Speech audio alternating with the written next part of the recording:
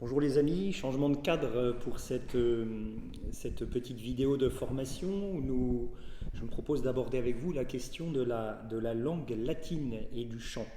Alors, par avance, je m'excuse, j'ai une extinction de voix qui est en train de se rétablir, donc j'espère que ça ne nuira pas à la qualité de la vidéo.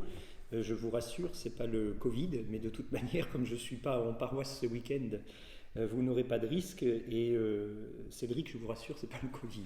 Voilà. Donc Cédric, je vous laisse la parole pour les questions par rapport au thème que nous abordons. Bonjour mon père. Alors dans le prolongement de la dernière formation que nous avons eue, et en guise d'introduction, je voudrais vous poser quelques questions. Donc lors de la dernière formation, vous avez évoqué la nécessaire compréhension de la liturgie par les fidèles pour une participation, je cite le Concile, pleine, consciente et active. Alors si nous poussons ce raisonnement, est-ce qu'on ne risque pas de rentrer dans un travers en voulant que la compréhension soit un préalable à la participation au mystère eucharistique? Donc que la compréhension soit un préalable à la participation au mystère eucharistique. Est-ce qu'on ne peut pas préciser qu'il serait prétentieux de vouloir ou de croire tout savoir sur le mystère de la messe? N'est-ce pas un préalable de rentrer avec foi dans ce mystère et de nous laisser transporter par la liturgie? Alors, c'est une très bonne question. Je vais y répondre en prenant un exemple qui concerne mon diocèse, le diocèse d'Évreux. J'ai vu les 15 dernières années une profonde évolution sur cette question-là. Alors, je vais vous donner deux exemples, ça va être très clair. J'ai le souvenir, lorsque j'étais séminariste, d'avoir vu des célébrations liturgiques où il y avait à la fois le déroulé des rites et en même temps le commentaire des rites qui étaient en train d'être accomplis. Et alors, on expliquait qu'il fallait mettre à la portée de ceux qui venaient, qui ne comprenaient pas, en explicitant tout. Mais finalement, on arrivait à un double langage. Il y avait le langage liturgique d'une part, et il y avait sa paraphrase ou son commentaire d'autre part.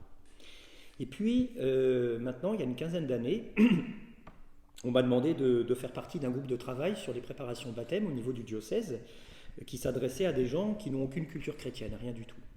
Et alors j'étais très étonné que la formation permanente à l'époque avait mis en avant, s'inspirant du catéchuménat, une manière de faire où on laissait les gens vivre une expérience liturgique sans aucun préalable, acceptant que les gens, peut-être d'une part soient perdus, mais en tout cas fassent leur expérience, et après on reprenait ce qu'ils avaient vécu et on explicitait.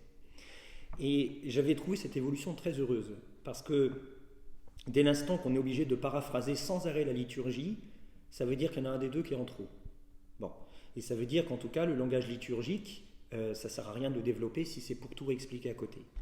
Et puis, s'inspirant du catéchuménat, j'avais trouvé que le fait de permettre aux gens de vivre même leur expérience de Dieu et de reprendre après avec eux me semblait très bien. Et du reste, ça c'est un point qu'on redécouvre avec le catéchuménat aujourd'hui, tel qu'il était au début de l'Église, c'est que on ne baptisait pas systématiquement d'emblée une personne. On l'a catéchisé pendant 2 ans, on l'accompagnait, on lui permettait de découvrir, de donner les principales clés, mais après les gens étaient baptisés, et effectivement, après on faisait ce qu'on appelait de la mystagogie, c'est-à-dire qu'on expliquait aux gens ce qu'ils avaient vécu et on développait. Et c'est quelque chose qu'on retrouve aujourd'hui.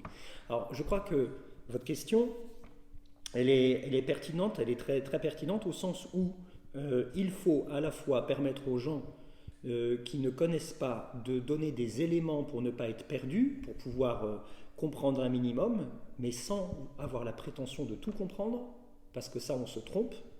Et puis après il faut reprendre avec eux et expliquer. Voilà, je crois qu'il faut les deux, mais je mettrai en garde sur la prétention qu'on peut avoir parfois à poser la compréhension comme un préalable, un prérequis à une expérience liturgique. Ça ne me semble pas juste. Il est vrai que notre société elle se déchristianise, et qu'il y a 50 ans, un rite d'aspersion, tout le monde comprenait ce que ça veut dire. Aujourd'hui, un rite d'aspersion, les gens qui n'ont aucune culture chrétienne ne comprennent pas ce que ça veut dire. Voilà. Donc c'est vrai qu'il faut redonner des éléments, mais d'ailleurs, qui d'entre nous peut avoir la prétention de dire moi, à la messe, lorsque je dis le credo, je comprends tout ce que je dis. J'espère que personne n'a cette prétention-là de dire ça. On n'a jamais fini. D'approfondir les mystères de la foi, les mystères de la liturgie. On a toute une vie pour ça. Et il me semble dangereux, en tout cas, de le mettre comme un préalable à toute expérience liturgique. Derrière, je crois aussi qu'il faut que chacun puisse faire son expérience de Dieu. Mon expérience de Dieu ne sera pas celle que vous ferez vous-même, Cédric, celle que tel ou tel dans la paroisse fera. On a tous des expériences de Dieu différentes et on a tous une manière d'entrer en relation avec Dieu et dans le mystère de Dieu qui est différente. Et ça, il faut le respecter et il faut l'honorer. Alors, j'entends aussi dans votre question le fait que il faut qu'on tienne compte qu'il y a des gens qui vont être nourris, notamment à la messe, par une compréhension assez intellectuelle des mystères. C'est bien, c'est une manière de nourrir sa foi, de la comprendre, et c'est à honorer. Et c'est vrai que le Concile, en voulant en tout cas rendre plus accessible la liturgie, a donné les moyens aux gens de mieux comprendre ce qu'ils vivent et ce qu'ils disent. Bon, ça c'est bien. Mais ce n'est pas pour autant qu'il faut mettre de côté les gens qui n'auront pas les mêmes capacités intellectuelles pour entrer dans le mystère de Dieu. Et il y a des gens peut-être beaucoup plus simples intellectuellement, mais qui vont être nourris par une liturgie qui est simple, qui est sobre, qui est belle. Et voyez-vous, là, on a oublié quelque chose. On a trop intellectualisé la liturgie, beaucoup trop, au détriment du corps. Parce que l'être humain n'est pas composé que d'un cerveau, il est composé d'un corps et des sens. Et ce qu'on a oublié, c'est qu'on va à Dieu par ce qu'on voit, qui est beau, par ce qu'on entend, qui est beau, et par ce qu'on sent aussi, par nos sens. Voilà. Et ça, je crois qu'il faut l'honorer. Et parfois, il y a le risque qu'il y ait un certain intellectualisme dans la liturgie qui met de côté et qui laisse de côté des gens qui ont peut-être une manière plus simple ou plus populaire d'entrer dans la liturgie. Et du reste, je crois que c'est une question aussi que l'Église doit se poser. Il me semble qu'on a pas mal perdu des classes populaires dans l'Église aujourd'hui.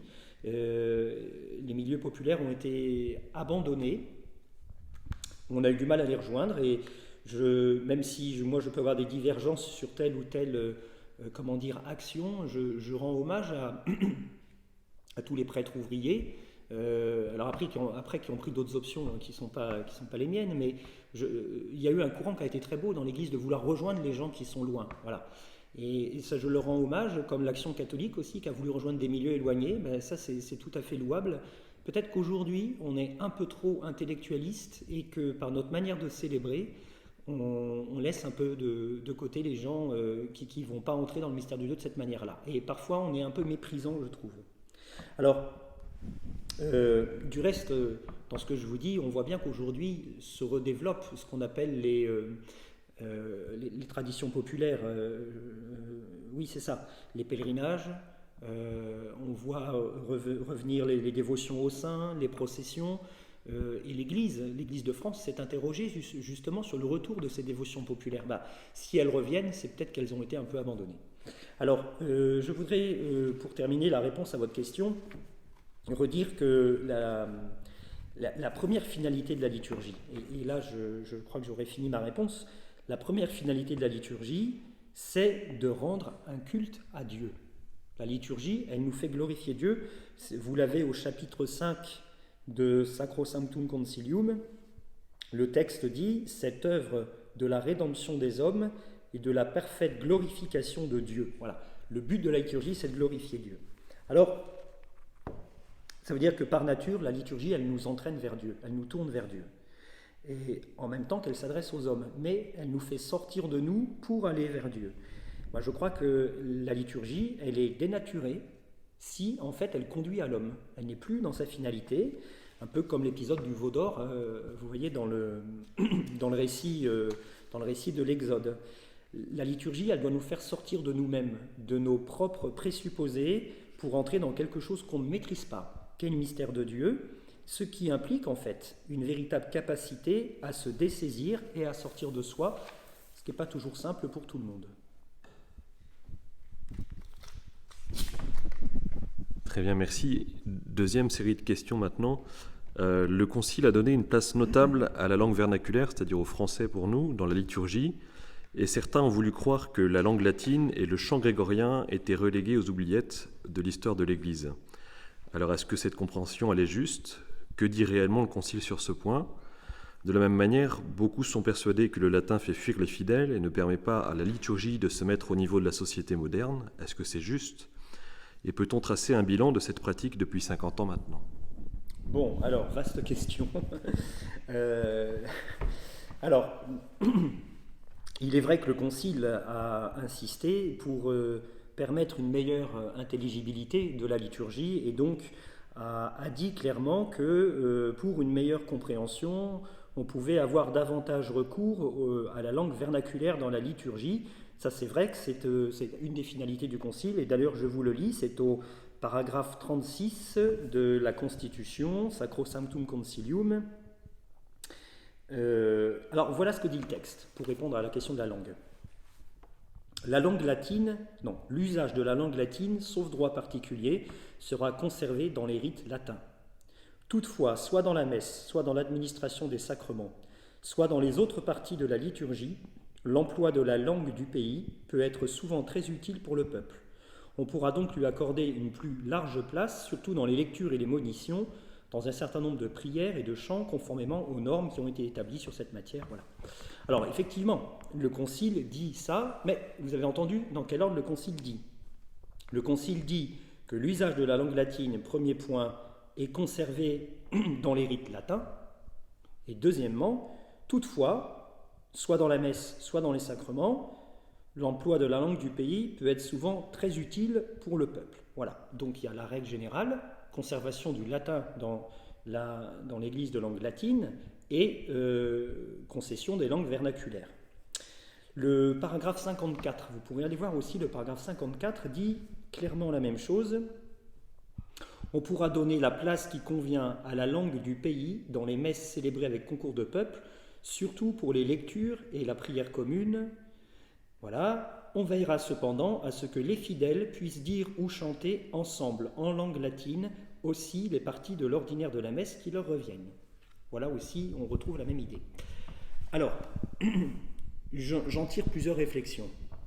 La première, c'est que il faut faire attention. On a fait dire au Concile bien souvent ce qu'il ne disait pas. Par exemple, j'ai souvent entendu que depuis le Concile, on ne pouvait plus utiliser de latin dans la liturgie, que le Concile avait aboli la langue latine et que tout était passé dans les langues vernaculaires. Ça, c'est faux. Le Concile dit l'inverse. Bon. Le Concile rappelle qu'il faut que les fidèles puissent dire ou chanter en langue latine l'ordinaire de la messe. Et je pense que c'est aujourd'hui d'autant plus important qu'on est dans un contexte de mondialisation. Et je pense à des événements comme les JMJ, comme par exemple les sanctuaires importants, je pense à Lourdes, les rassemblements internationaux, les messes pontificales avec le pape. Je pense que la question de la langue latine permet aux gens de se retrouver. Alors, je vous raconte un souvenir personnel. J'ai guidé plusieurs pèlerinages en Irlande et lors d'un pèlerinage, nous étions dans l'ouest de l'Irlande. Nous avons été le matin à la messe dans un village qui s'appelle Spiddal. Et la messe était en gaélique irlandais. Moi, je le savais, je ne l'avais pas dit aux pèlerins. Et alors, ils n'ont rien compris à la messe du début jusqu'à la fin, hein, c'est sûr. Et alors, le prêtre qui présidait, moi je concélébrais comme je pouvais, le prêtre qui présidait s'est quand même rendu compte qu'il avait une trentaine de Français qui ne comprenaient rien du tout. Et puis il se tourne vers moi après la consécration, puis il me dit « Pater Noster ». Je lui dis « Bah oui, essayez ». Alors du coup, il a pris le pater en latin. Et dans mon groupe, j'avais des gens qui étaient très opposés au latin. Et alors, quand il a pris le Notre Père en latin, donc tous les Irlandais l'ont pris. Bon, les Français, il y avait un tiers qui le connaissait et 2 tiers de groupe qui ne le connaissaient pas. J'ai rien dit. Et puis au moment de l'agneau de Dieu, il me refait pareil, il me fait Agnus Dei. Alors je dis bah oui. Et c'est pareil, les Irlandais le connaissaient, les Français moyen.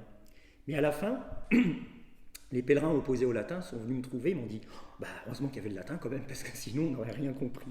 Alors voilà, cet petit exemple que j'ai vécu montre qu'en tout cas, il est important de maintenir, de permettre de comprendre dans des rassemblements où on est en dehors de gens du même pays, mais ça implique que lorsqu'on est dans un pays, il faut aussi permettre aux jeunes de connaître l'usage des prières en latin pour pouvoir les expérimenter lorsqu'ils seront dans des contextes autres. Voilà, ce qui n'est pas toujours le cas. Au passage, pour les langues vernaculaires, je suis entièrement d'accord avec ce qui est dit, et je ferai sourire mes amis bretons qui regarderont la vidéo, mes amis du Finistère et des Côtes-d'Armor. Je pense aussi, je plaide pour que lorsque le breton est encore parlé, qu'on puisse célébrer davantage en breton. Voilà, je pense que c'est aussi important, et il n'y a pas que le français. Alors, maintenant je reviens plus précisément à votre question. Il faut vraiment rester sur ce que le Concile dit, et puis je crois que dans ce texte, on sent bien en fait que le Concile il est souple. C'est-à-dire que le Concile, il ne dit pas c'est que ça ou c'est que ça, c'est pas vrai.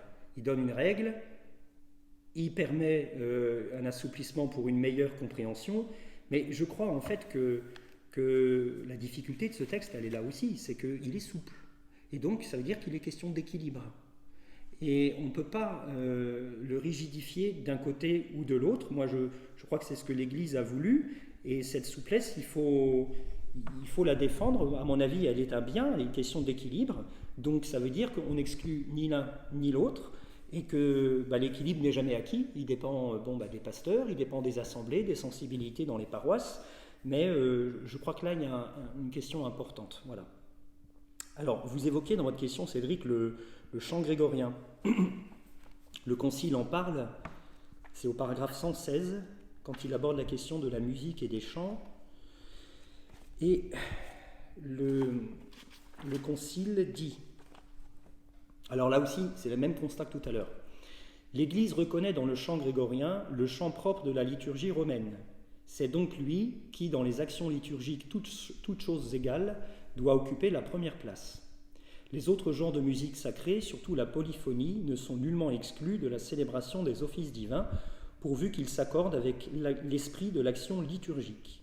Alors là, on a un très bon exemple, c'est-à-dire que l'Église rappelle que le chant grégorien est le chant propre de la liturgie romaine et que donc il doit avoir la première place, et que cela n'exclut aucunement les autres styles de musique. Voilà, alors c'est pareil, je crois qu'il faut garder vraiment ce que l'Église dit. La question à se poser, c'est comment se fait-il comment faire maintenant que le chant grégorien a beaucoup disparu en fait des paroisses, mais c'est pas parce qu'il a disparu qu'il est juste de dire que l'Église l'a interdit ou l'a jeté aux oubliettes. Vous voyez, ça c'est faux, le Concile ne dit pas ça. Donc voilà, il faut remettre les choses à leur place. Alors maintenant, dans votre question, excusez-moi, je vais boire, c'est pour la voix.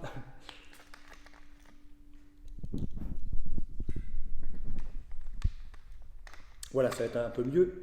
Dans votre question, je ne peux pas mettre de côté le fait que c'est une question délicate, parce qu'en fait, vous évoquez le latin fait fuir les fidèles. Bon, c'est une question délicate, cette question de la langue latine, parce qu'en fait, la liturgie touche à notre sensibilité, donc souvent c'est des questions qui sont à fleur de peau chez les gens, mais aussi je trouve que c'est une question qui est souvent idéologisée, hein, il y a de l'idéologie derrière.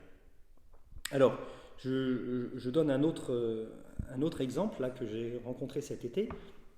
J'ai fait la connaissance d'une professeure de breton et de latin qui enseigne à Brest, je ne dis pas son nom, et on parlait justement de l'usage des deux langues, et notamment dans la liturgie, et elle me disait qu'elle ne comprenait pas les réactions d'hostilité quand elle disait qu'elle aimait bien l'usage du latin dans la messe. Elle me disait, mais les gens me disent, oh, mais toi tu es intégriste ou tu es ou traditionnaliste. Elle m'a dit, mais pas du tout, je suis ni l'une ni l'autre, mais pour moi, j'aime bien l'usage de cette langue dans la liturgie. Voilà. C'est pour vous montrer que très rapidement, en fait, quand on dit des choses comme ça, les choses sont complètement idéologisées. Alors, moi, la chose que je voudrais dire aux gens qui ont des difficultés avec la langue latine, ils ont le droit de ne pas aimer le latin. Ils ont le droit. Moi, j'aime pas l'anglais. J'aime pas l'anglais, et quand je vais en Irlande, je parle anglais. Je ne fais pas un procès à tout le monde parce que j'aime pas l'anglais. Mais, comment dire, l'usage on peut ne pas aimer une langue, mais c'est pas pour autant qu'on va aller dire que c'est pas la langue de l'Église, en tout cas de l'Église romaine. Il ne faut pas dire ça. Bon. Alors, moi j'appelle les gens à être en vérité, qu'on me dise oui, j'aime pas parce que je comprends pas, peut-être qu'on peut ne pas comprendre, mais en tout cas, je crois qu'il faut faire attention à être en vérité sur ses propres impressions et surtout à ne pas plaquer mes propres présupposés, mes propres impressions sur celles des autres. Souvent on me parle des enfants, mais un enfant n'entre pas dans le mystère de Dieu et dans le mystère de la liturgie de la même manière que nous. Il faut laisser les enfants rentrer avec leur propre compréhension, leur propre manière dans la liturgie. Vous voyez, peut-être qu'un enfant ne comprendra pas le credo en latin, oui, d'accord. Ceci dit, vous avez des enfants, vous voyez bien comment ils peuvent trouver très belle une musique ou une chanson qui est en anglais, en allemand, ils vont l'apprendre, ils ne vont pas forcément la comprendre. Ce n'est pas pour autant que cette musique et cette chanson ne va pas leur donner quelque chose de beau à vivre et à ressentir. Donc, en tout cas, prenons garde à ne pas plaquer nos propres compréhensions sur celles des autres, parce que ça, je trouve que ce n'est pas juste. Et puis, il y a encore deux aspects dans votre question. Vous disiez qu'on reproche, dans ce cas-là, à l'Église de ne pas se mettre vous m'avez dit, à la... De se mettre au niveau de la société moderne. Ah oui, de se mettre au niveau de la société moderne. Non, mais ça, l'Église n'a pas à se mettre au niveau de la société moderne. L'Église, elle a, dans la liturgie, à conduire à Dieu, oui, et elle a à rendre accessible, oui, d'accord, ça je suis d'accord, rendre accessible le mystère de Dieu. Mais elle n'a pas à se mettre au niveau d'eux. Enfin, on n'est pas sur les mêmes dimensions. Et de fait, c'est quelque chose qu'on entend régulièrement. Voilà. Dernière question, là, vous évoquiez une évolution, un bilan de cette pratique depuis 50 ans. Moi, il faut se garder de réponses toutes simples parce qu'il y a beaucoup de choses qui rentrent en ligne de compte. Ce que je veux dire, c'est que la question de fond, pour dépasser la question de la langue dans la liturgie, la question de fond me semble être le rapport de l'Église au monde. Avec le Concile, le rapport de l'Église au monde a changé. Voilà. Je crois que, et on dépasse la liturgie, je pense qu'il faut s'interroger aujourd'hui sur la manière dont l'Église a voulu rejoindre le monde. Est-ce que parfois, en voulant rejoindre le monde, l'Église ne s'est pas un peu trop défaite de ce qu'elle avait à apporter pour rejoindre le monde, mais arrivant à rejoindre le monde sans quasiment presque plus rien lui apporter. Voilà. Moi, c'est plus la question que je vous poserai là-dessus. Voilà. Il y a un aspect important sur le bilan.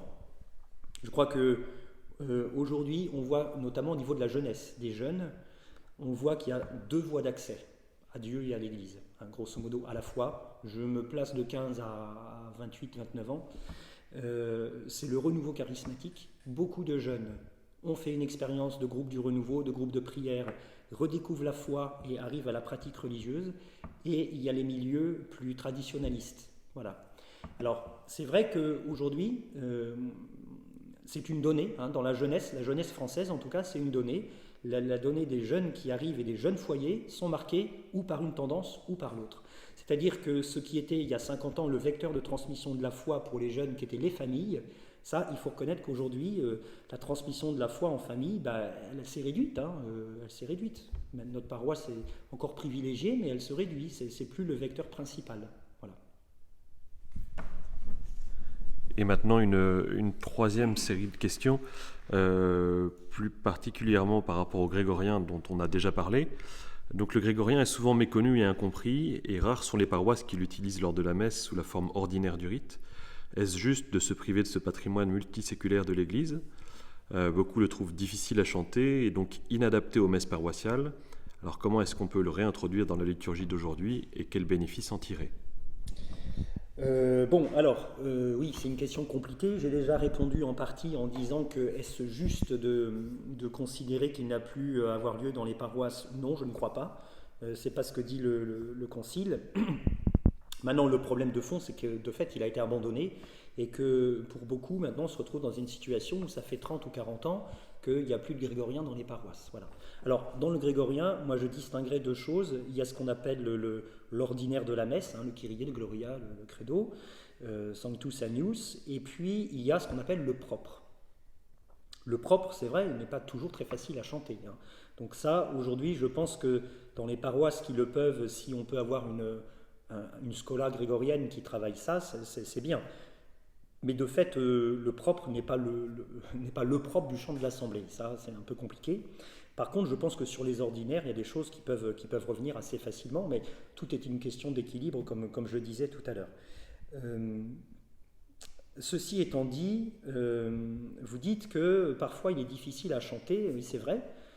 Ça peut être vrai. On en a perdu l'habitude. Mais parfois, il y a des chants du renouveau qu'on peut avoir, notamment un chant d'entrée, un chant de communion. Il n'y a qu'une seule personne qui chante à son micro. Ce n'est pas du tout un chant d'assemblée. Ça peut être très bien chanté, mais enfin, les gens ne chantent pas. On écoute quelqu'un. Voilà. Donc, moi, je mettrais au même niveau, si vous voulez, ce genre de choses. Je crois que ce qui est important, c'est de permettre aux gens de participer par le chant.